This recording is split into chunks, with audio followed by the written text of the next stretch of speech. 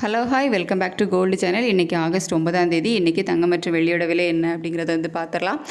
First தங்கத்தோட விலை பார்த்திங்க அப்படின்னா இன்றைக்கி தங்கத்தோட விலை குறைஞ்சிருக்குது. பட் நம்ம காலையில் ஒரு சின்ன ஏற்றம் இருக்குது அப்படிங்கிற மாதிரி சொல்லியிருப்போம். அதுக்கு பிறகு பார்த்திங்க அப்படின்னா சர்வதேச அளவில் தங்கத்தோட விலை குறைஞ்சிது. அதனால தான் இன்றைக்கி நமக்கு 22 கேரட் ஆபரண தங்கம் ஒரு கிராமுக்கு 25 ரூபா குறைஞ்சிருக்குது.